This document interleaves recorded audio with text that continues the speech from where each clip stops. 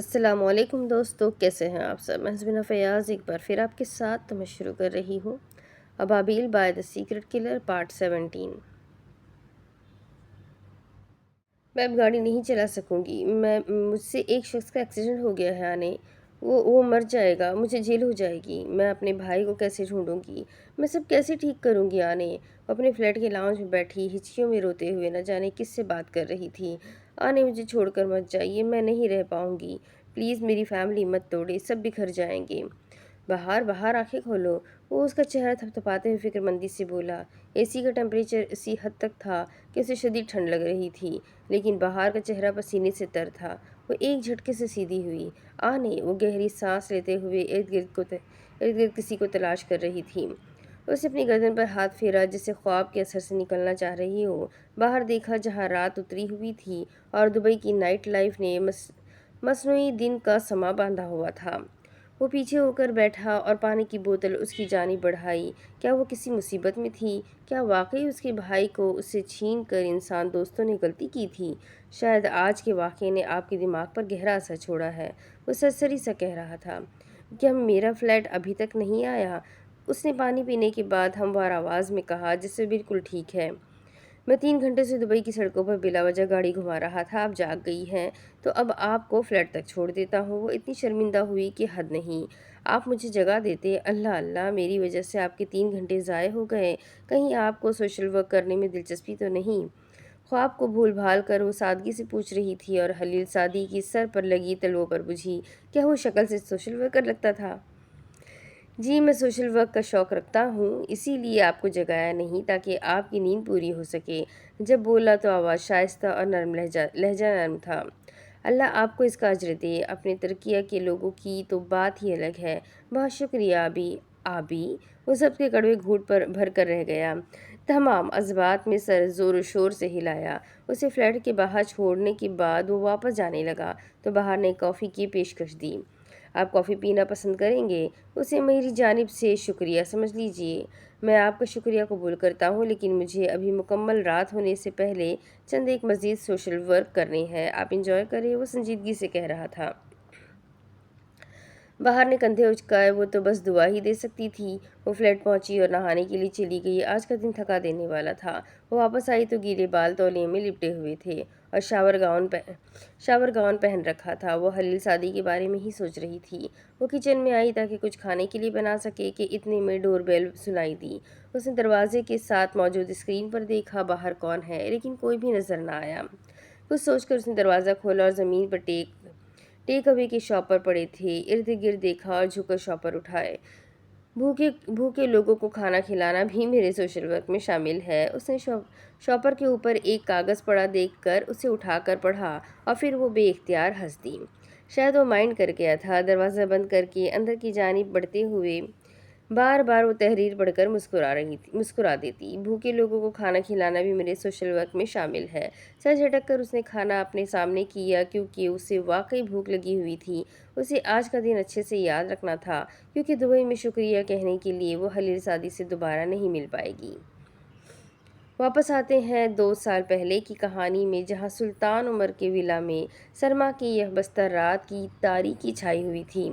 سنگار میز کے سامنے بیٹھے ہوئے اس کے ہاتھ میں وہی ڈبی تھی جس میں سیاہ ہیرا چمک رہا تھا۔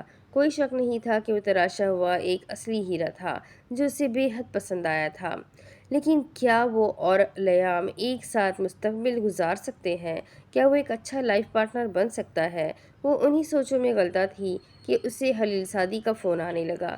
اس کا دل کیا کہ کال پک ہی نہ کرے، لیکن کچھ سوچ کر اس نے کال اٹھا لی۔ ایلو خلیل بے، آپ نے اس وقت یاد کیا، سب خیریت ہے؟ ڈبی کو اس نے آئینے کے سامنے رکھ کر فارمل سے انداز میں پوچھا اور خود کو آئینے میں دیکھنے لگی۔ وہ بہت خوبصورت نہ تھی لیکن بالکل واجبی سی بھی نہ تھی۔ کیا لیام جان خوبصورتی سے متاثر نہیں ہوا کرتا تھا؟ خیریت ہے، سب خیریت ہے، لیکن بچے آپ کی خیریت جاننا چاہ رہے تھے۔ میں نے آپ کی کالز دیکھی تھی لیکن صبح وضاحت دینے کا سوچ رکھا تھا۔ میں دراصل لیام جان کے ساتھ تھی، مجھے پرسنل لائف فیصلے لینے کو صرف ویکینڈ میسر ہوتا ہے، اس لیے کالز اٹینڈ نہیں کر سکی۔ وہ سنگھار میز کے سامنے سے اٹھ گئی اور بیڈ کی جانب بڑھ گئی اور اسے خود نہیں معلوم تھا کہ وہ کافی وضاحتی جواب دے چکی ہے۔ پرسنل لائف یعنی آپ شادی کر رہی ہیں؟ دوسری جانب سے جیسے بہت جلدی میں پوچھا گیا تھا اور باقی کی تفصیلات پر گویا لعنت بھیجی گئی تھی۔ ایوت میں وہ بھی لیام جان سے؟ آواز میں کچھ جلن سی تھی۔ وہاب کی بات کئی گول مول ہو گئی۔ ایوت لیکن تم اسے کیسے جانتے ہو؟ اس نے اچنبھے سے استفسار کیا۔ مافیا ہوں میں ساو خانم، مافیا، یہ سب معلوم ہوتا ہی ہے۔ بہرحال آپ کو مبارک ہو۔ اس نے کال کاٹ دی اور باہر حیرت سے منہ کھولے بیٹھی رہ گئی۔ ہاں، اس نے بات بھی مکمل نہیں کی۔ اسے خلیل سعدی کی بات کی سمجھ نہیں آئی تھی۔ وہ اس کے انداز پر غور کرتی رہ گئی۔ اسے کیا ہوا؟ اس نے خود سے پوچھا، لیکن کچھ زیادہ اندازہ نہ لگا سکی۔ ساری سوچوں کو جھٹک کر وہ اپنے اور لیام کے فیوچر کو سوچتے ہوئے سونے کے لیے لیٹ گئی۔ ایک رات فیصلہ لینے کے لیے بہت تھی۔ اگلی صبح وہ ناشتہ کر کے گھر سے نکل رہی تھی۔ آج کل خلیل سعدی کے کیس کی فائنل سماعتیں چل رہی تھی اور اس کی تقریباً اس سے روز ملاقات ہو جاتی تھی۔ رات کی بات کی وضاحت وہ ابھی اس سے لے سکتی تھی۔ اس سرد سی صبح میں اس نے گہرے سبز رنگ کی ہائی نیک شرٹ اور ہلکے سبز رنگ کا کوٹ اور پینٹ پہن رکھی تھی۔ بالوں کو ہائی ٹیل میں باندھ کر جیل سے سیٹ کیا ہوا تھا۔ سیاہ پینٹ کوٹ اور سفید شرٹ اس کے آفس میں موجود ہوتی تھی، جنہیں وہ صرف سماعت والے دن ہی پہنا کرتی تھی۔ صدر دروازے کے پاس اسے نازلی نے روک کر ایک باکس پکڑایا جو اچھے سلیقے سے پیک شدہ تھا، جیسے کسی نے بہت چاہت سے تحفہ بھیجا تھا۔ بہار خانم، بہرام آیا تھا اور یہ باکس آپ کے لیے دے کر گیا ہے۔ بہار نے تعجب سے اسے دیکھا اور پھر مسکرا دی۔ نازلی، یہ باکس تم رکھ لو، میں آج اپنا موڈ خراب نہیں کرنا چاہتی۔ یقیناً کوئی تحفہ ہوگا جو وہ بہار کو معافی کے طور پر پیش کرنا چاہتا ہوگا، اور بہار کو اس وقت کسی تحفے کی ضرورت نہیں تھی۔ مغرور شہزادی نے تحفہ دان کر دیا تھا۔ اس نے بائیں ہاتھ کی تیسری انگلی میں چمکتے سیاہ ڈائمنڈ کو دیکھا اور چہرہ بے اختیار کھل اٹھا۔ وہ تیار تھی لیام جان سے شادی کرنے کے لیے۔ سلطان عمر کو وہ اپنے فیصلے سے آگاہ کر چکی تھی اور ممکن تھا کہ وہ آنے والے چند دنوں میں استنبول میں موجود ہو۔ لیکن بہرام نے خاص نصیحت کی تھی کہ یہ باکس آپ کے علاوہ کوئی نہیں کھولے گا۔ اگر آپ کھول کر چیک کر لیں تو۔ وہ زبردستی مسکرا کر واپس پلٹی اور نازلی سے چھری مانگی۔ نازلی کچن سے فروٹ نائف اٹھا کر لے آئی اور بہار نے اس باکس کی پیکنگ سائڈ پر کی۔ اسے گفٹ پیپر سے نکالا اور اس باکس کے ڈھکن کو اپنی انگلیوں سے بجایا۔ لو نازلی، اس میں جو بھی ہے اب تمہارا ہے۔ نازلی کا چہرہ تھپتھپا کر وہ آگے بڑھ گئی، لیکن نازلی کی چیخ سن کر سہم گئی۔ اللہ اللہ، نازلی مجھے ڈرا دیا، کون سا بھوت دیکھ لیا ہے؟ خفی سے کہہ کر وہ اس کی جانب آئی۔ بہار خانم، وہ اس باکس کے اندر کیا ہے یار؟ نازلی نے اس کا موڈ خراب کرنے کی پوری نیت کر رکھی تھی۔ وہ اب جھانک کر اس باکس کے اندر دیکھ رہی تھی اور اس کا اوپر کا سانس اوپر اور نیچے کا سانس نیچے رہ گیا تھا۔ اس کا سارا وجود ایک سناٹے کی زد میں آ گیا۔ نہیں بہرام، تم ایسا نہیں کر سکتے۔ خون آلود خنجر کے اوپر اوریگامی تتلی دیکھ کر اسے کچھ غلط ہونے کا احساس ہوا تھا، شدید غلط ہونے کا، جان لیوا سا احساس۔ اسے تتلی کو انگلیوں کی پوروں سے چھوا جیسے یہ کوئی اچھوت سی شے ہو، اور جب یقین ہو گیا کہ باکس میں ایسا ویسا کچھ نہیں ہے تو اسے نکال کر دیکھا۔ تتلی کی تہ کھول دی اور اندر بنی تصویر کو دیکھ کر اسے لگا وہ کبھی سانس نہیں لے سکے گی۔ ہائے ریا، تم میرے ساتھ ایسا نہیں کر سکتے، پلیز انہیں کچھ مت کرنا۔ اسے واقعی سانس نہیں آ رہا تھا۔ صفا ہاتھ میں دبوچے وہ گھر سے باہر بھاگی تھی۔ اسے مطلوبہ پتے پر پہنچنا تھا۔ ہر حال میں کار گھر سے نکالتے ہی اس کی رفتار معمول سے زیادہ تھی۔ وہ کچھ برا ہو جانے سے ڈر رہی تھی۔ اللہ پلیز آسیہ کو کچھ نہ ہوا ہو، پلیز اللہ۔ وہ ہارن پر ہارن بجا رہی تھی جیسے راستے میں آنے والے لوگوں کو پہلے ہی خطرے سے آگاہی دے رہی ہو۔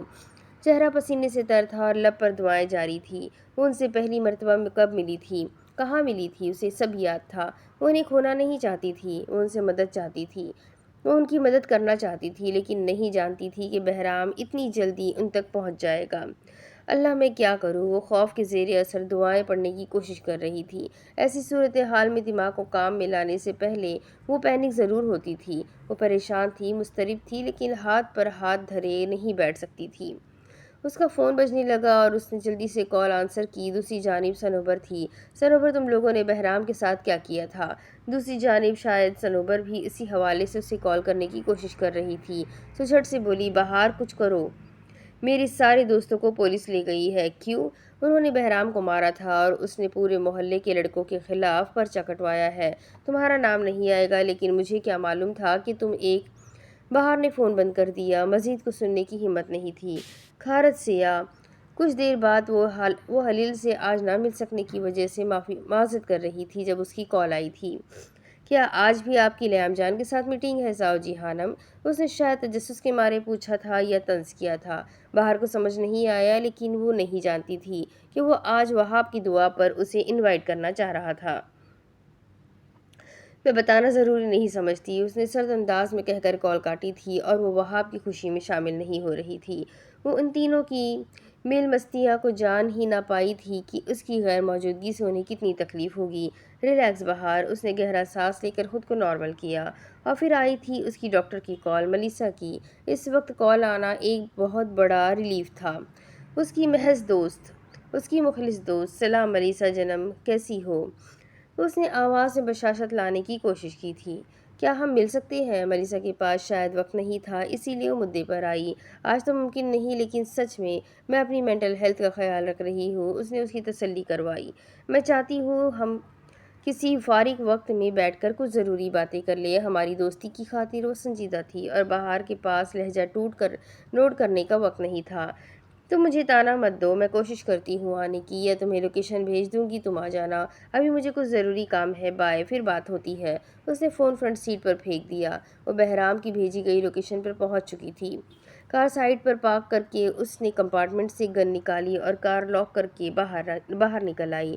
آج بہرام اس کے ہاتھوں نہیں بچے گا۔ آج کئی حقیقتیں آشکار ہونا تھی۔ 20 نومبر۔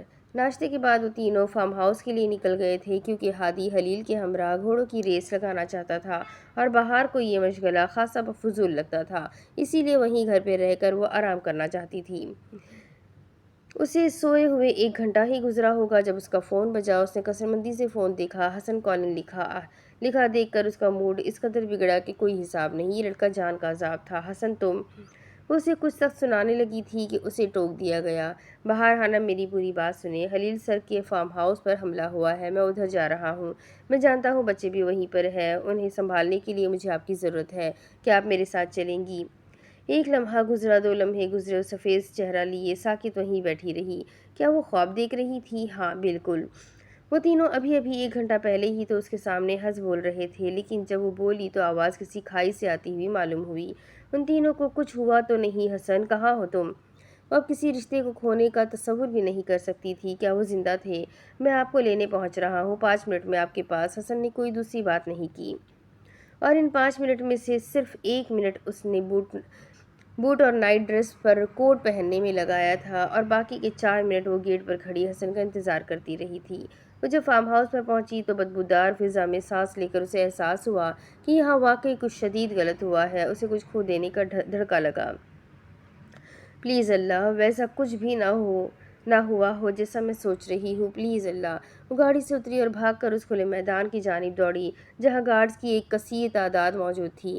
کچھ گارڈز چند ڈیڈ باڈیز پر چادریں ڈال رہے تھے۔ بہار نے اس جانب دیکھا تو اس کے قدم من بھر کے ہو گئے۔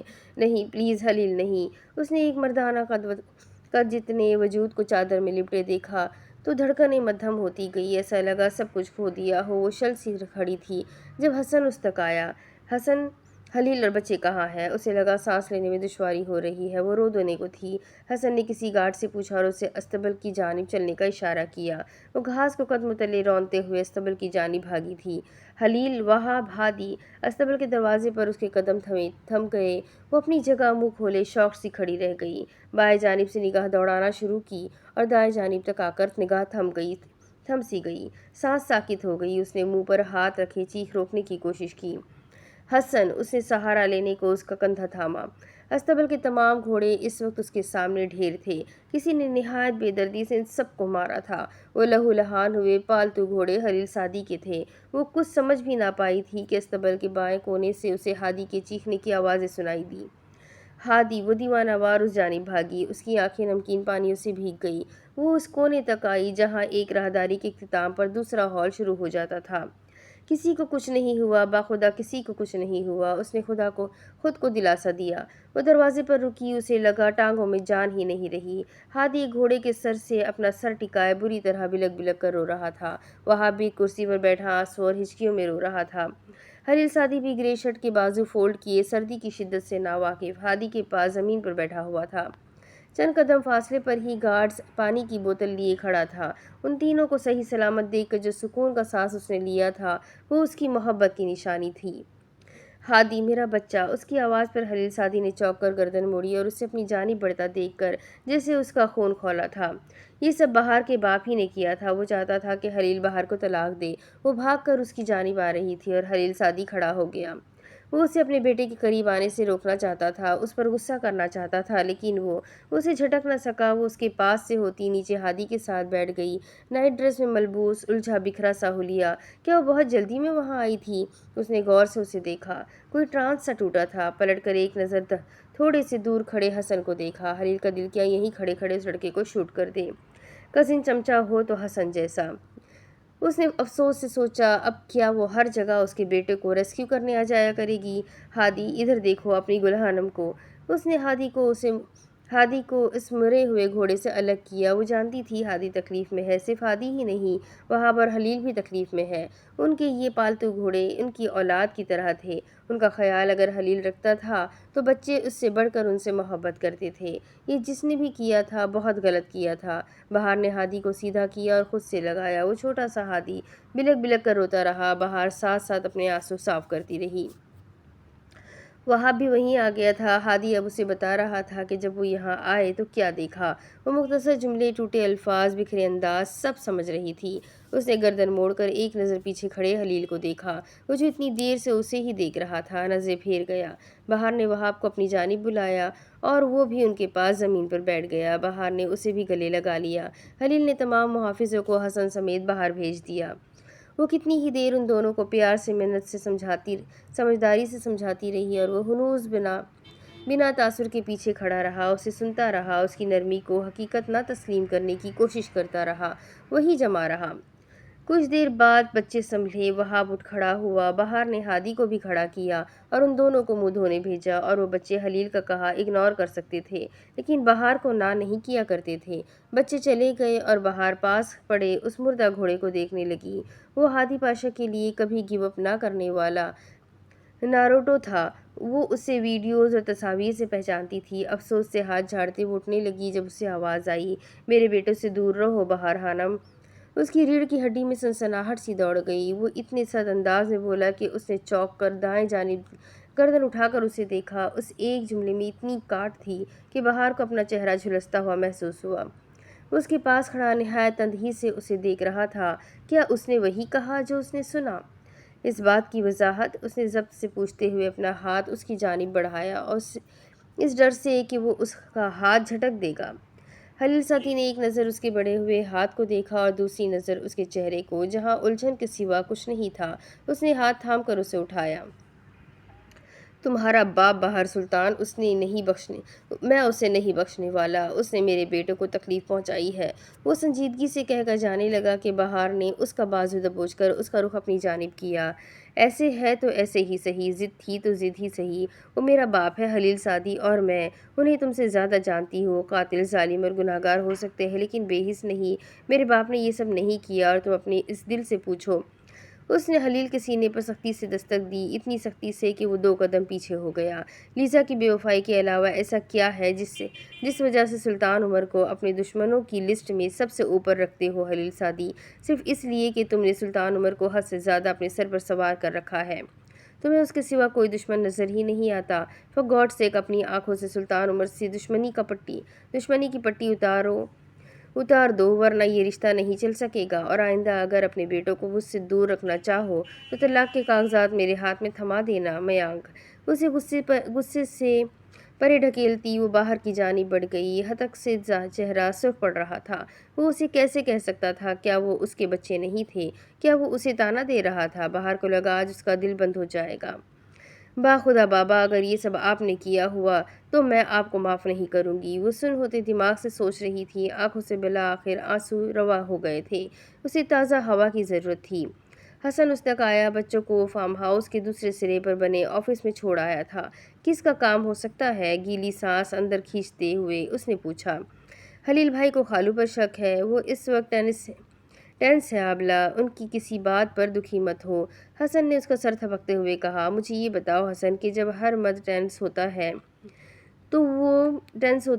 تو وہ غصہ اپنی عورت پر کیوں نکالتا ہے؟ وہ کچھ نہ کہہ سکا تو بہار نے مزید کہا، میں بتاتی ہوں، تم لوگ اسی لیے عورت پر غصہ نکالتے ہو کہ تم لوگ جانتے ہو وہ تم لوگوں کے اس بیہیویئر پیٹرن کی عادی ہے اور سمجھتی ہے کہ یہ سب وقتی ہے۔ مرد کا موڈ خراب ہوتا ہی رہتا ہے اور خاموشی سے سن لیتی ہے، لیکن کیا تم لوگ بعد میں اس غلط رویے کا مداوع کر سکتے ہو؟ ہر عورت کا اس کی اپنی نظر میں ایک وقار ہوتا ہے، اسے تکلیف پہنچا کر کون سا سکون حاصل کرتے ہو؟ بہار عابلہ، حسن نے اسے روکنا چاہا۔ تمام، اس نے دونوں ہاتھ اٹھا کر خود کو ریلیکس کیا، بھلا حسن کو کیوں سنا رہی ہے؟ حسن فوراً پتہ لگواؤ یہ کس کا کام ہے، خلیل سعدی میرے بابا تک نہیں پہنچنا چاہیے، کہہ کر وہ آفس کی جانب بڑھنے لگی کہ آواز پر قدم تھم سے گئے۔ میرے بیٹوں سے دور رہو بہار سلطان، اس نے لب بھیجے، بے بسی تھی کہ بے چینی، وہ آگے نہیں بڑھ سکی۔ آج اس سبززار میں وہ خود کو اکیلا محسوس کر رہی تھی، بے حد اکیلا، جیسے وہ ہمیشہ سے تھی، کھارت سے یا کھارت سے۔ وہ حسن سے کار کی چابی لے کر کار کی جانب بڑھ آئی، آنکھوں سے آنسو پھر سے روا ہو گئے، نہ جانے کون سا غم زیادہ تکلیف دے رہا تھا۔ 25 نومبر، وہ ایک سرد دوپہر کا سرد ترین منظر تھا۔ چاروں اطراف کا سبزہ دھند کی لپیٹ میں تھا، سارے میں کاٹ کھانے والی خاموشی تھی، جیسے فضا میں کسی بے گناہ کے قتل کی داستان سنائی جا رہی ہو۔ ندا اسحاق، ہمیں بچپن میں کہا جاتا ہے کہ ہمارے ایک کندھے پر فرشتہ اور ایک پر شیطان بیٹھا ہوتا ہے، اور پھر ساری زندگی ایک ہی پاٹ پڑھایا جاتا ہے کہ شیطان سے دور رہو، یا پھر اسے دبانے کی تلقین کی جاتی ہے۔ ہر جگہ ہم سے توقعات رکھی جاتی ہے کہ ہم اچھا رویہ رکھیں اور اصولوں کی پاسداری کریں۔ وہاں ایک پرانا سا فارم ہاؤس تھا جسے کسی نے بنوا کر واپس خبر نہیں لی، یعنی وہ کافی عرصے سے کسی کے استعمال میں نہیں رہا ہو۔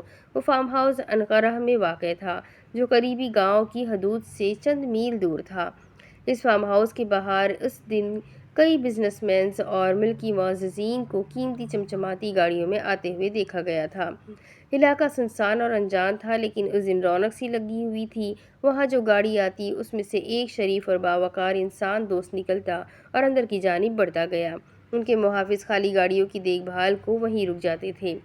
بچپن میں والدین اور معاشرہ بچوں کو ان کے ڈارک ایموشنز کا اظہار نہیں کرنے دیتا، اور جب انسان کے اندر کے شیطان کو دبایا، دھتکارا یا قبول نہ کیا جائے تو بدلہ لینے کی ٹھان لیتا ہے۔ اس شیطان کو سائیکیٹرسٹ کارل یونگ شیڈو کہتے ہیں۔ جب وہ آیا تو اکیلا ہی تھا، اس کے ساتھ کوئی باڈی گارڈ، اسسٹنٹ، کوئی پروٹوکول آفیسر، کوئی بھی تو نہیں تھا۔ اس کا حلیہ بھی عام سا تھا، وہاں خود کو مہمان دکھانے کا کوئی بھی اسٹنٹ نہیں کیا گیا تھا۔ آئل بلیک جیکٹ کے ساتھ گرے ٹی شرٹ اور جینز میں ملبوس، سپاٹ چہرہ لیے وہ بھی اندر کی طرف بڑھ گیا۔ ماتھے کی شکنیں بڑی ہوئی تھی اور اٹھتے قدم مضبوط تھے۔ چال میں ایک شان سی تھی کہ وہاں موجود مختلف محافظوں کے ہاتھ ان کی جیبوں میں گئے تھے۔ وہ اس انسان دوست کی آمد کی اطلاع باقی سب کو دینے لگے تھے۔ غصے کی پہلی اسٹیج، اس اسٹیج پر غصہ لاشعوری طور پر دبا ہوا ریپریسڈ ہوتا ہے۔ جو لوگ اس انرجی لیول پر رہتے ہیں انہیں سائیکولوجیکل زبان میں پیسیو اگریسو کہا جاتا ہے۔ ایسے لوگ کھل کر وثوق کے ساتھ اسرٹیو اپنے جذبات کا اظہار نہیں کر پاتے۔ یہ والا انرجی لیول انسان کی صحت کو دیمک کی طرح کھا جاتا ہے۔ صدر دروازے کو کھول کر وہ چند لمحے وہیں رکا رہا اور سارے کو اپنی نظروں سے اسکین کیا۔ دروازے کے سامنے ہی بڑا سا ہال تھا جہاں موجود لوگ اس کے منتظر تھے۔ اس ٹیبل کے علاوہ کہیں بھی روشنی نہیں تھی۔ وہاں چکور ٹیبل سجا ہوا تھا جس کے اطراف میں رکھی غالباً تمام ہی کرسیاں بھری ہوئی تھیں۔ مشروبات سے بھی لطف اندوز ہوا جا رہا تھا، یا شاید اسی کے انتظار میں یہ شغل جاری کیا جا رہا تھا۔ غصے کی دوسری اسٹیج، جب ہمارے تاریک جذبات کو اظہار کا موقع نہ ملے یا پھر ہم انہیں قبول نہ کریں تو وہ لاشعوری طور پر ہمارے معاملات میں ٹانگ اڑا کر خود کے ہونے کا احساس دلاتے رہتے ہیں اور ہمیں فائدہ دینے کی بجائے اکثر نقصان دیتے ہیں۔ اس اسٹیج پر آپ اپنے دماغ کی دماغ کی تصور کرنے کی طاقت، امیجنیشن پاور کا بہترین استعمال کر سکتے ہیں۔ مرحبا، وہ ایک لفظی سلام کر کے رکا اور اپنی گن جیب سے نکالی۔ ایک گارڈ اس تک آیا اور خلیل سعدی نے اپنی گن اسے تھما دی۔ وہ میانہ روی سے اپنی کرسی تک گیا جو ڈان ویٹو گمبینو لوسیانو کی کرسی کی سیدھ میں بالکل آخر پر تھی۔ وہ آرام سے بیٹھ کر ایک سرسری نگاہ سے سب کو دیکھ کر ڈان ویٹو کو دیکھنے لگا، جو بڑی عمر کا پست قامت لیکن بظاہر باروب شخص تھا۔ چہرہ جھری زدہ تھا جو بڑھاپے کو چھپانے میں ناکام رہا تھا۔ وہ لشپش سا جینٹل مین لگ رہا تھا۔ اسے دیکھ کر اندازہ ہوتا تھا کہ وہی یہاں سب کو لیڈ کرنے کو بیٹھا ہے، اور اس سے پہلے جتنے لوگ وہاں موجود تھے وہ اسی کے رعب میں تھے، لیکن آنے والا قدرے مختلف تھا۔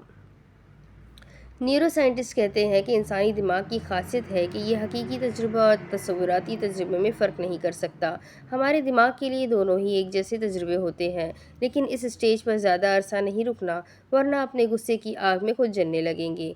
کب راکھ ہو جائیں گے علم ہی نہیں ہوگا۔ ہم انسان ہیں اور ہمیں ریورسز کا استعمال کرنا بخوبی آتا ہے۔ غصہ ریورس ہے، اس کا استعمال اپنے مقاصد کو حاصل کرنے کے لیے کرنا ہے، نہ کہ خود کو راکھ کرنے کے لیے۔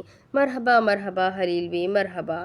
ڈان ویٹو مسکرایا اور اس کی کرخت اور سرد آواز خلیل سعدی کے کانوں تک بے دقت پہنچی تھی۔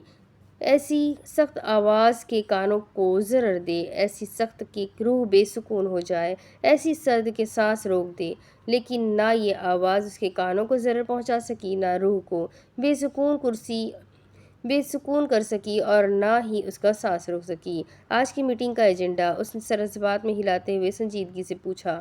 غصے کی تیسری اسٹیج غصہ ایک اوائلی جذبہ، پریمیٹیو ایموشن ہے، سب سے طاقتور تکنیک جو ہمیں اس شیطان اور فرشتے کی جنگ سے نجات دلاتی ہے، مشاہدہ کرنے کی صلاحیت ہے۔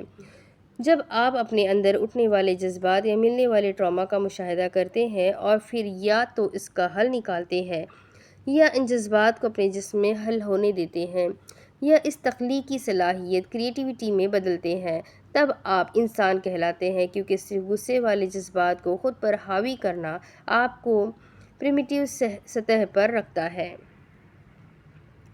ڈان ویٹو اسے ہی غور سے دیکھ رہے تھے اور خلیل سعدی ان کی نظریں خود پر پا کر ہلکا سا مسکرا دیا، اور اب اسے مسکراتے ہی رہنا تھا۔ فارم ہاؤس ولا حملہ وہ کبھی نہیں بھولے گا، لیکن واپس اٹیک کرنے میں ابھی وقت تھا۔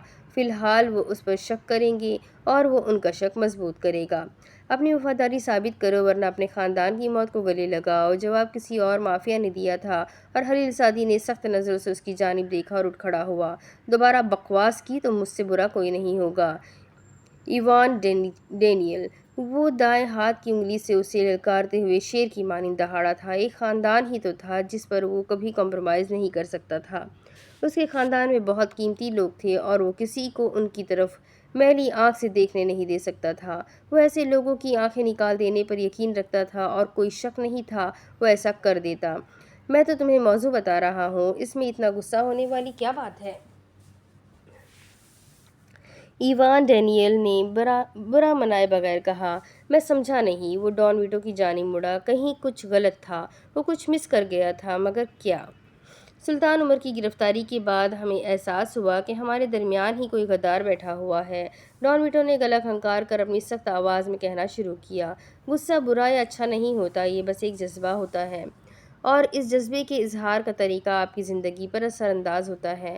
غصہ ایک فیول کی مانند بھی ہو سکتا ہے، یہ ایک موٹیویٹر بھی ہو سکتا ہے جس کی مدد سے آپ اپنے مقاصد کو حاصل کر سکتے ہیں، یا پھر یہی غصہ جو فیول ہے اور آپ کو اس کا بہتر استعمال نہیں آتا تو یہ آپ کو اور آپ کی زندگی کو جلا کر راکھ بھی کر سکتا ہے۔ وہ ڈان ویٹو کے جلدی سے بات مکمل کرنے کا انتظار نہیں کر سکتا تھا، اور سب سے پہلے خلیل سعدی کا نام آپ کے ذہن میں آیا ہوگا کیونکہ سلطان عمر کی خلیل سعدی کے ساتھ ذاتی دشمنی ہے، ایسا ہی ہے نا؟ اسے ڈان ویٹو کی بات نہایت غصے سے کاٹ دی اور ایک تندہی سی نگاہ سلطان عمر پر بھی ڈالی۔ وہ جو ایک دھوکے باز تھا، جو اب اس کا سسر تھا، وہ جو ایک مافیا تھا، وہ اس دنیا کے کوئی خاص پروٹوکول فالو نہیں کرتا تھا اور اسے ڈان ویٹو سے بھی کوئی خوف نہیں تھا۔ وہ جانتا تھا کہ ڈان ویٹو کے لیے اس کا ساتھ کس قدر ضروری ہے۔ وہ اسے ڈبل کراس کرنے کی ہمت نہیں کر سکتا، لیکن خلیل سعدی ایسی کئی कई हिम्मतें कर चुका था और बाखुदा वो आगे भी करता रहेगा। अगर समझ ही गए हो तो अपनी वफादारी साबित करो। डॉन विटो ने सीट की पुश्त से आखिरकार टेक लगाकर उसे फैसला करने को कहा।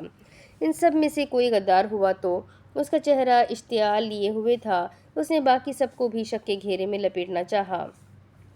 उसका दिमाग मुसलसल सोचों के तानों बानों में से गुजर रहा था। वो उससे क्या काम ले सकता था।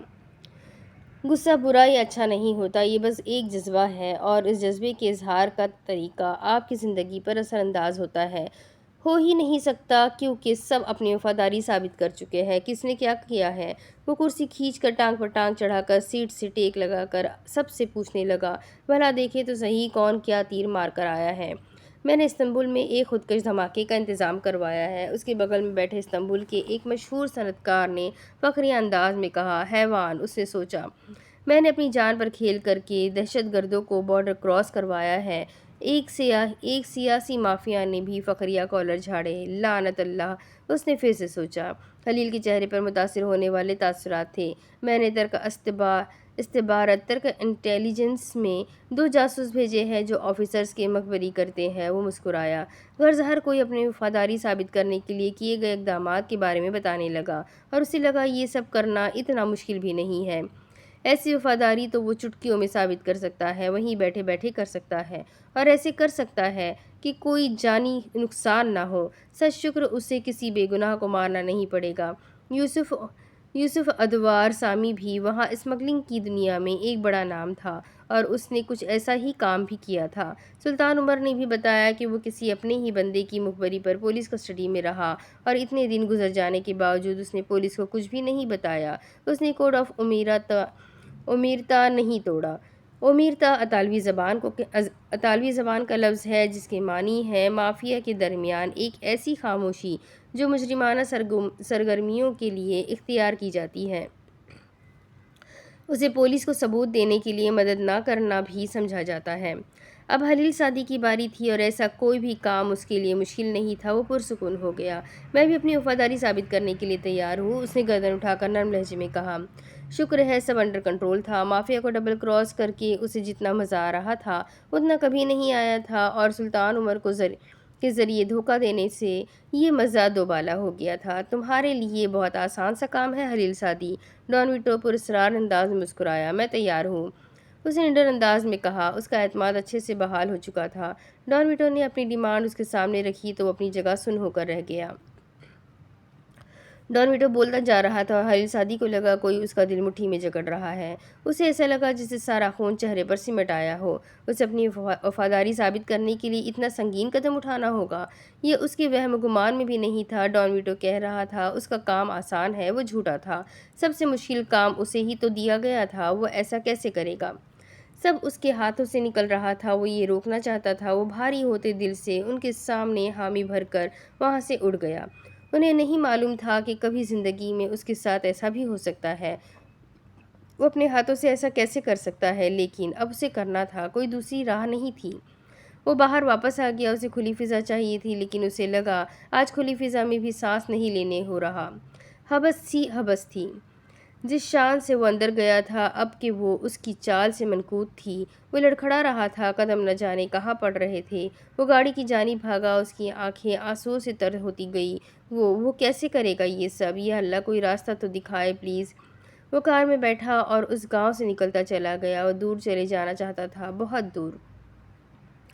गुस्सा बुरा या अच्छा नहीं होता, ये बस एक जज्बा है और इस जज्बे के इजहार का तरीका आपकी ज़िंदगी पर असरअंदाज होता है।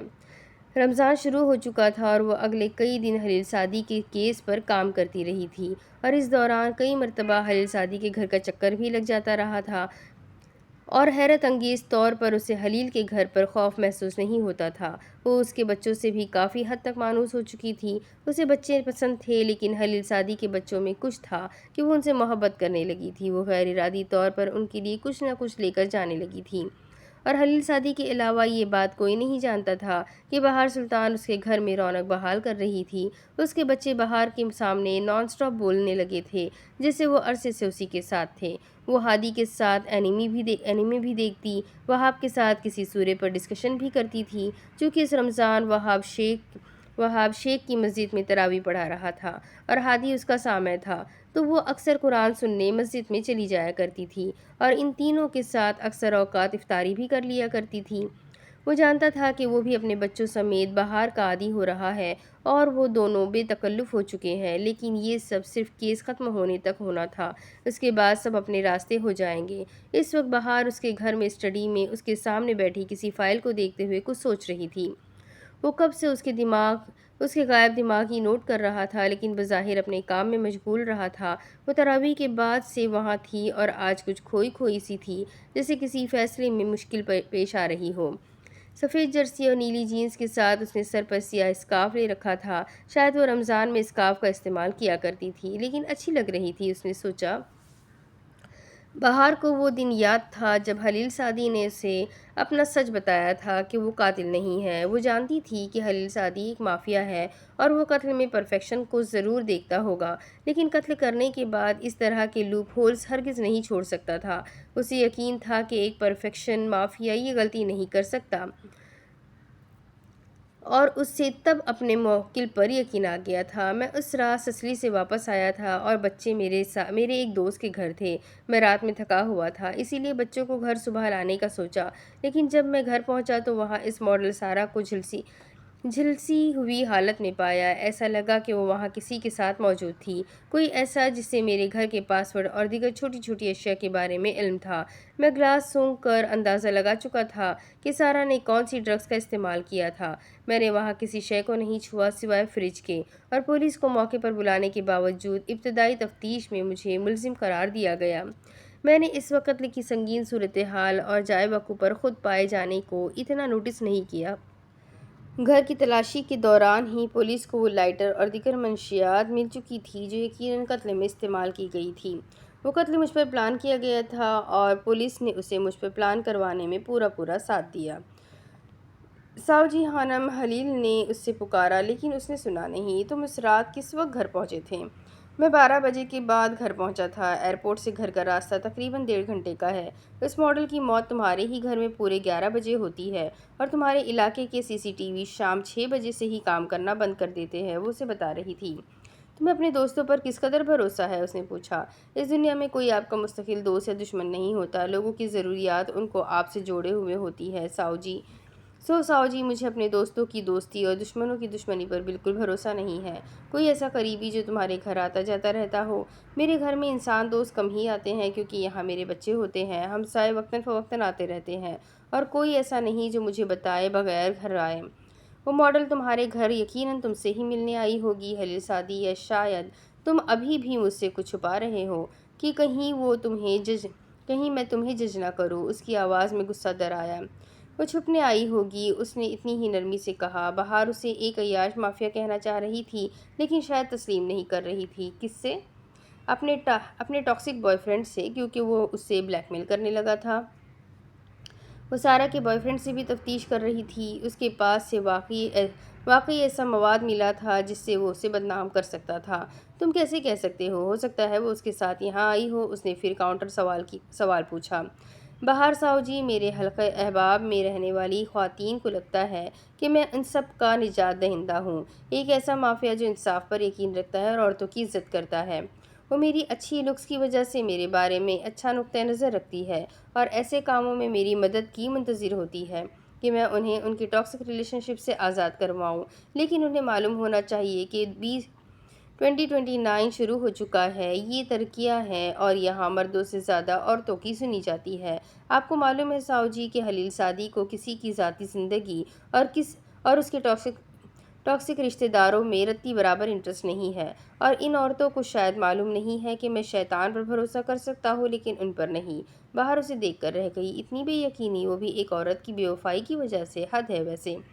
پھر بھی وہ گلا کھنکار کر کہنے لگی، اگر کوئی عورت تمہارے پاس مدد کو آتی ہے تو اس کا مطلب یہ ہرگز نہیں کہ وہ تمہیں اپنا نجات دہندہ سمجھ رہی ہے خلیل سعدی، اس کا مطلب یہ ہے کہ وہ اس پیٹریارچل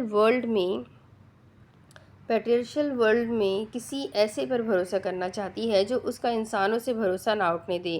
وہ انسانیت پر یقین رکھنا چاہتی ہے۔ تم ان خوش فہمیوں سے نکل آؤ کہ میرے زمانے کی عورتوں کو تمہارے جیسوں کی ضرورت ہے۔ میرے زمانے کی عورتیں اڑنا جانتی ہیں خلیل بے۔ وہ فوراً فیمنسٹ بن گئی۔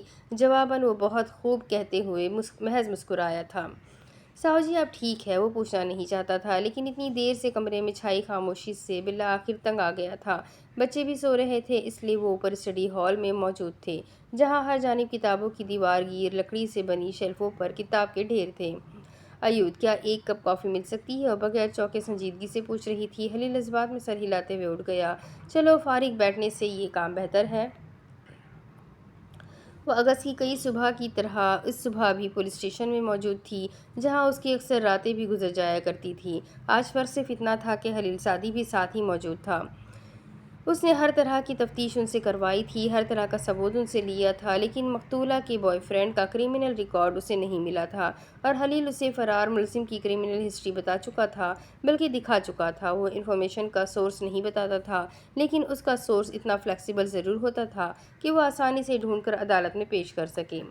وہ اس فائل کے لیے خلیل کے ساتھ ہی پولیس اسٹیشن بیٹھی ہوئی تھی۔ وہ اس آفیسر سے فائل لانے کو کہہ رہی تھی، اور انداز نہایت نرم اور پیشہ ورانہ تھا، لیکن اس آفیسر کو شاید نرمی کی عادت نہیں تھی، یا وہ انتہائی سست تھا کہ 9 سال پہلے کی فائل نہیں ڈھونڈنا چاہتا تھا۔ بک عادل، دیکھو عادل، میں ہوں ایک بدنام زمانہ مافیا، اغوا، قتل اور ہراس پھیلانے سے میری روزی روٹی چلتی ہے، اور یہ میرے پسندیدہ ترین کام ہے۔ لیکن تم ٹھہرے، ایک سرکاری پولیس آفیسر جو اس وقت ہمارے درمیان ہوئی گفتگو کو ریکارڈ کر رہا ہے، جو کہ یقیناً ایک غلط حرکت ہے۔ اس نے توبہ والے انداز میں کانوں کو ہاتھ لگایا۔ میں صرف اتنا کہوں گا کہ تمہاری بڑی بیٹی اس وقت الجزائری انٹرنیشنل اسکول میں پڑھ رہی ہے۔ تمہاری بیوی اور چھوٹا بیٹا اس وقت گرینڈ بازار میں ہے، کیونکہ تمہارے بیٹے کو اپنے اسکول کے لیے بہت سی چیزیں لینی ہیں۔ میں سچ میں دھمکا نہیں رہا، صرف اتنا کہہ رہا ہوں کہ تمہاری فیملی بہت پیاری ہے، اور فیملی تو ہر کسی کو عزیز ہوتی ہے۔ فائل، آخر میں ہاتھ آگے کرتے ہوئے اس نے کہا، اور فون کی جانب اشارہ کیا۔ اس آفیسر نے ریکارڈنگ کرتا موبائل خاموشی سے اس کے سامنے رکھ دیا۔ خلیل نے فون پکڑ لیا اور اسے فائل لانے کا کہا۔ بہار ہکا بکا سی شرمندہ سی منہ کھولے اسے سن رہی تھی، کیونکہ اس کا اس طریقے سے فائل حاصل کرنے کا کوئی ارادہ نہیں تھا، اور دھمکانے کی تو اس کی دور دور تک کوئی نیت نہیں تھی۔ وہ ان پولیس آفیسرز کے ساتھ بہت اچھا وقت ریلیشن رکھتی تھی، اور آگے بھی رکھنا تھا۔ انہیں فائل مل چکی تھی، اور بہار کا بس نہیں چل رہا تھا کہ اپنے پرس میں رکھی گن کی ساری گولیاں خلیل سعدی کے سینے میں اتار دے۔ اف خلیل سعدی، اف، وہ سخت کبیدہ خاطر نظر آتی تھی۔ بہار نے وہ مسکراہٹ روک کر اسی کے انداز میں استفسار کر رہا تھا، تمہیں کسی معصوم کو ایسے خوفزدہ کرتے ہوئے شرم بھی نہیں آئی؟ وہ تعصب سے پوچھ رہی تھی۔ ویل، میں شرم پروف ہوں۔ اس نے شانے اچکائے تھے۔ مدعا فائل حاصل کرنا تھا جو وہ کر چکے تھے۔ بہار کی ملامت مانی نہیں رکھتی تھی۔ تمہیں کسی کی فیملی پر ایسے نظر رکھوانے پر بھی شرمندگی نہیں ہوتی؟ کچھ تو پردہ رہنے دیا کرو لوگوں کا۔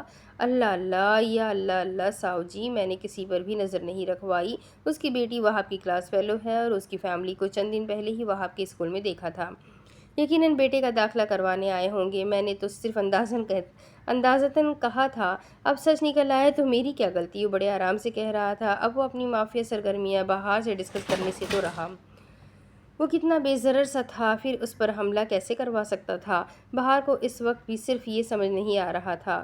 ساؤ جی کا ہوا وہ واپس آیا تو اسے ہنوز سوچوں میں غلطہ پایا، اور شدید خوف زدہ ہوا۔ اسے کپ پکڑا کر اپنا کپ تھامے سامنے کی کرسی پر بیٹھ گیا۔ شکریہ، مبارک ہو، کل تمہاری آخری پیشی ہے، فائنلی تم یہ کیس جیت جاؤ گے، بہار نے سنجیدہ نظر سے اسے دیکھتے ہوئے کہا۔ وہ شیور اسی لیے تھا کیونکہ پروسیکیوٹر بابر کے 2 گواہوں نے گواہی نہیں دی تھی، اور انہیں ان گواہان پر گیو اپ کرنا تھا۔ ساؤ، یہ سب آپ کی وجہ سے ممکن ہوا ہے۔ اس نے شکر گزاری کا بھرپور مظاہرہ کیا۔ فی الوقت وہ اس سے زیادہ کچھ نہیں کر سکتا تھا۔ خلیل بے، کوئی انسان اپنے محسن کو دھوکہ کیسے دے سکتا ہے؟ وہ سرسری سے انداز میں پوچھ رہی تھی۔ انسانی فطرت ہے، میں کیا کہہ سکتا ہوں؟ اس نے بھی سرسری سے جواب دینے کی کوشش کی، البتہ خلیل سعدی اس کا اشارہ بخوبی سمجھ گیا تھا۔ وہ شروع دن سے اس موضوع پر بہار کا رد عمل دیکھنا چاہ رہا تھا۔ ہمیشہ غلط کہتے ہو تم۔ جس دن میں اس گھر میں آئی، اس دن تم ہادی کو بھی یہی جھوٹی ترغیب دے رہے تھے۔ انسانی فطرت میں ہمدردی، محبت، احسار، یقین اور اعتبار بھی آتا ہے۔ ہر انسان کو ایک ہی لینس میں مت دیکھا کرو۔ کیونکہ دنیا میں تم جیسے بہت کم لوگ پائے جاتے ہیں۔ عام انسانوں کو تم لوگوں جیسی چالاکیاں نہیں آتی۔ پاردن ساؤ جی ہانم، یہ گفتگو کسی موضوع کی طرف جا رہی ہے۔ اس نے اپنا کپ سائڈ میز پر رکھا اور دونوں ہاتھوں کی انگلیوں کو باہم ملا کر آگے کو جھک کر بیٹھ گیا۔ صرف اس سوال کا جواب جاننے کی کوشش کر رہی ہوں کہ تم نے مجھ پر حملہ کیوں کروایا تھا؟ کیا مقصد صرف ڈرانا تھا یا میں غلطی سے زندہ بچ گئی؟ اس کے کپ سے گرم کافی کا دھواں اڑ کر فضا میں خوشبو بکھیر رہا تھا۔ وہ شوق سے بیٹھا رہ گیا۔ وہ کتنی سرد باتیں کرتی تھی۔ کس نے کہا وہ حملہ میں نے کروایا تھا؟ وہ سارا معاملہ سمجھ گیا۔ میرے اپنے سورسز نے، آپ کے سورسز نے آپ کو آدھی معلومات دی ہے زاؤ جی۔ وہ حملہ میں نے ڈان ویٹو کے کہنے پر کروایا تھا۔ لیکن آپ سارا سچ کیسے جانتی؟ لیام تو انسان دوستوں کی دنیا کو کب کا خیر بات کہہ چکا ہوا ہے۔ بہرام وہ معلومات آپ کو دیتا تھا جو سلطان عمر کہتا تھا، اور آپ کا اسسٹنٹ کاغان، وہ تو ابھی بچہ ہے۔ اس کے علاوہ کیا سورسز ہے آپ کے؟ وہ بڑے آرام سے پوچھ رہا تھا۔ تم ہمیشہ اتنے کانفیڈنٹ کیسے رہ لیتے ہو جیسے تم سے کوئی غلطی ہو ہی نہیں سکتی؟ تم نے میرے پیچھے بھی بندے لگوائے ہیں؟ وہ ناگواری سے پوچھ رہی تھی۔ انسان دوستوں کی دنیا میں ڈان ویٹو ایسے ہی تو نہیں بنا جاتا ساؤ جی، کچھ تو ہے مجھ میں۔ وہ شانے اچکا کر بولا۔ بہت جلد تم انسان دوستوں کا برا وقت شروع ہونے والا ہے۔ حلیل سعدی لکھوا لو۔ اس نے بائیں ہاتھ سے گویا ہوا میں ہی کچھ لکھ ڈالا تھا۔ کافی ختم کر کے وہ اٹھ کھڑی ہوئی۔ وہ کافی اچھی بناتا تھا۔ ایک نصیحت کروں زاؤ جی؟ وہ گردن اٹھائے اسے دیکھ رہا تھا۔ اور میں انسان دوستوں کی نصیحت کو اس قابل نہیں سمجھتی کہ اس پر عمل کیا جائے۔ انسانی فطرت سیلفش ہی ہوتی ہے۔ کوئی اپنے فائدے کے سوا کسی کی مدد نہیں کرتا۔ ساؤ جی، ہر انسان کو اس کی ضرورت آپ سے جوڑے ہوئے ہے۔ دھیان رکھا کریں کہیں دل نہ ٹوٹ جائے۔ وہ اسے دروازے کی جانب اشارہ کر رہا تھا کہ وہ اسے چھوڑنے نیچے تک جا سکتا تھا۔ بہار چند لمحے ایسے ہی کھڑی رہی، پھر گہرا سانس لیا۔ یہ آدمی اور اس کی زمانی باتیں دونوں ہی بھاڑ میں جائے۔ کیا تمہیں اوریگامی کرنا آتا ہے؟ اس نے بات برائے بات پوچھی۔ وہ چونکا۔ اوریگامی؟ اسے کوئی یاد آیا تھا۔ انسان دوستوں کے پاس اتنا وقت نہیں ہوتا ساؤ جی۔ اس کے آگے سیڑھیاں اترتے اس نے سنبھل کر لاپرواہی سے جواب دیا۔ ہو سکتا ہے کسی سے بنواتے ہو؟ اس نے اصرار کیا۔ اور بنا کر کیا کرتا ہوں؟ شاید کسی پروسیکیوٹر کو ڈراتے ہو؟ وہ بھی شانے اچکا کر کہہ رہی تھی۔ وہ آخری سیڑھی پر رکا اور اس کی جانب مڑا۔ وہ اس سے 2 سیڑھیاں اوپر کھڑی تھی۔ آپ حلیل سعدی کے بارے میں کچھ بھی نہیں جانتی ساؤ جی؟ کچھ بھی نہیں۔ میں ان پرانے زمانے کے تر کھیلوں سے کافی آگے بڑھ آیا ہوں۔ امید ہے اوریگامی والے آپ کو نقصان نہیں پہنچائیں گے۔ بہار کے گلے کی ہڈی ابھر کر معدوم ہوئی تھی۔ کیا وہ جانتا تھا؟ ایک لمحے کے لیے اسے آج پہلی مرتبہ حلیل سعدی سے خوف آیا تھا۔ اس کی سرد آنکھوں میں کچھ تھا کہ وہ پلک تک نہ جھپکا سکی تھی، کوئی تائید یا تردید نہ کر سکی تھی۔ آئے؟ وہ واپس مڑا اور دروازے کی جانب بڑھا۔ وہ خاموشی سے چلتی اس کے پیچھے آئی۔ دروازے پر رک کر اسے غور سے دیکھا۔ شاید وہ کسی اور دنیا کا انسان تھا، اتنا پرسکون، نڈر اور نرم دل کہ وہ اسے فرشتہ سمجھنے لگے۔ لیکن وہ مافیا باس تھا، اتنا ہی ظالم، بے حس اور گناہ گار۔ وہ مافیا باس کیسے بنا تھا؟ شاید کسی سے اپنی بیوی کی موت کا بدلہ لینے کے لیے، اور وہ اس کسی کو بخوبی جانتی تھی۔ ہاں، ایسا ہی ہوگا، ورنہ حلیل سعدی تو ایک رحم دل فرشتہ صفت انسان تھا۔ وہاب اور ہادی کے ساتھ اس کا باپ کی شفقت بھرا رویہ سراہے جانے کے قابل تھا۔ میں آپ کو اپنی تصویر بنانے سے نہیں روکوں گا ساؤ جی۔ وہ اسے دیکھتے ہوئے نہ جانے کیا کیا سوچنے لگی تھی کہ اس کی آواز سن کر خفتزدہ سی سیدھی ہوئی۔ کیا لیزا سے بہت محبت کرتے تھے حلیل؟ اس نے گڑبڑا کر پوچھا تھا، اور حلیل سعدی اپنی جگہ ساکت ہو گیا تھا۔ وہ اس سے کیا پوچھ رہی تھی؟ حلیل سعدی نے اعتراف کیا تھا کہ یہ عورت ویسی نہیں ہے جیسی نظر آتی ہے۔ اس کے اندر کئی گہرے راز دفن تھے۔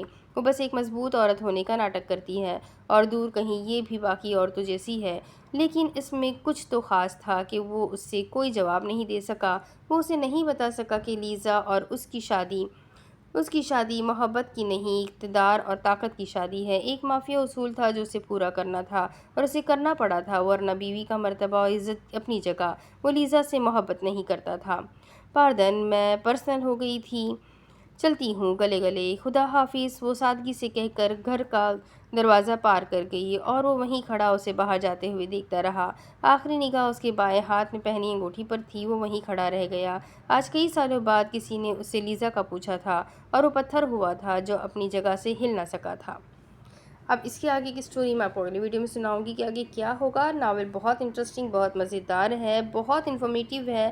آئی ہوپ آپ سب کو اچھی لگ رہی ہے۔ تو جلدی سے ویڈیو کو لائک کریں، چینل کو سبسکرائب کریں، بیل آئیکن کو ضرور دبا دیں، اور اپنے کانٹیکٹس میں ناول کو شیئر کرنا بالکل بھی نہ بھولیں، اور ساتھ ہی ساتھ کمنٹ کر کے مجھے ضرور بتائیں کہ آپ کو ناول کیسا لگ رہا ہے۔ تو چلو ملتے ہیں اگلی ویڈیو میں، تب تک کے لیے اپنا خوب سارا خیال رکھیں، مجھے بھی دعاؤں میں یاد رکھیں۔ اللہ حافظ۔